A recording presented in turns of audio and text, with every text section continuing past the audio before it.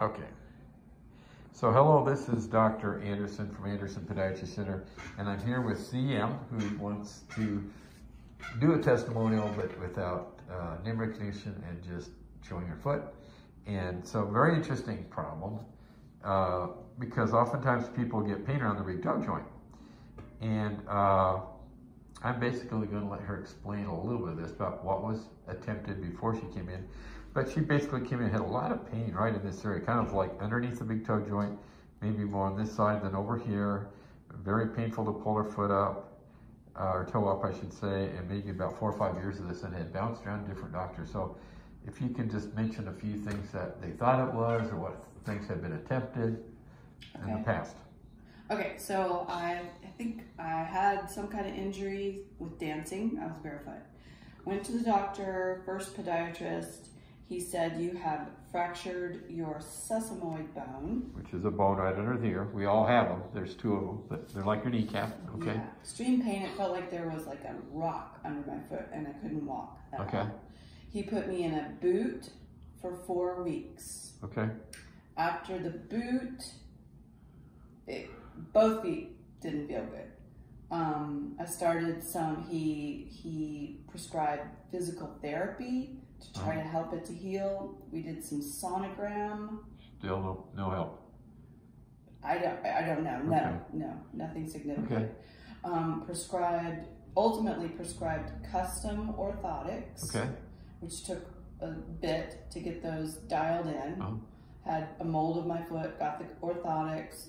Finally came up with one that gave me enough comfort that I could feel like I could start walking. Had to change all my shoes, have to wear the orthotics.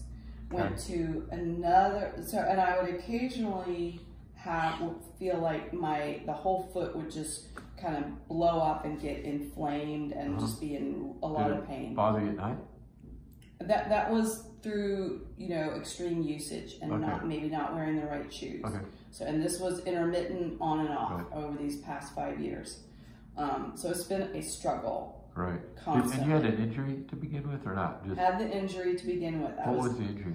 I was doing a combination of things. I was doing Pilates and going up on the ball of my foot. Got it. I was doing Qigong and going up on the ball of my foot. And then the night before the whole thing happened, I danced barefoot for about 2 hours. Oh, wow. Okay. On a hardwood floor. Okay. That's the last time I ever got to do that. Okay. So, then went to a couple of other podiatrists. One, really, there wasn't much of anything that we came up with. The third podiatrist told me about the metatarsal pads that he prescribed those. Okay. Those made a significant difference because they started to get some weight off of there. Get some weight off the metatarsal. So then this last kind of episode, I think I overused my foot and it kind of blew up again. And my one pair of orthotics were breaking down. So I got an email from you guys and it was talking about some other kind of therapy, stem cell therapy. I came in, saw Dr. Anderson. Thought that might help, okay. Yeah, thought that might help. I was like desperate, okay, let's do stem cell therapy. Okay. And then Dr. Anderson looked at it. Yeah, and so I'll take over from there. Yes. So when she came in, she had a lot of pain right along this area. This is, the unfortunate thing is this is not too uncommon, but there's a nerve that comes down here. It actually starts back here in a region called the tarsal tunnel, not unlike the carpal tunnel in the hand, but there's branches of nerves that come down to the bottom of the foot. And there's one branch that comes right along in there, and it can get inflamed from time to time, and especially if you put a lot of weight on this area or you're pushing up a lot, nerves don't like to be pulled on, they don't like to be yanked on. And so it's called a Joplin's neuroma. That's Joplin's, like J-O-P-L-I-N-E-S. And so this nerve is very sensitive. And so I didn't think there was any joint problem. It didn't seem like it on x-ray or anything else in my evaluation. Really thought it was truly nerve, and it had kind of flown over everybody's heads. So, and that's what's nice about knowing a lot about nerves, because it just gives you another reality at looking at certain problems. And indeed, we did a cortisone injection back here, gave her awesome relief, and she's had a second one, and now she's here. It's almost like a month or more from when we started all this, and she's at least 80% better. So that should be it. We should be done with this. So it was a lot of fun to work with her. Really, really a fun lady, and took a little bit of trust in the beginning and a little bit of faith that I could inject her. So nobody likes to be injected. Never had a cortisone shot before. So and that's it. And a lot of times this is a fairly small nerve. Cortisone doesn't always work good on nerves, but when they're really small like this, really good chance it's going to work permanently.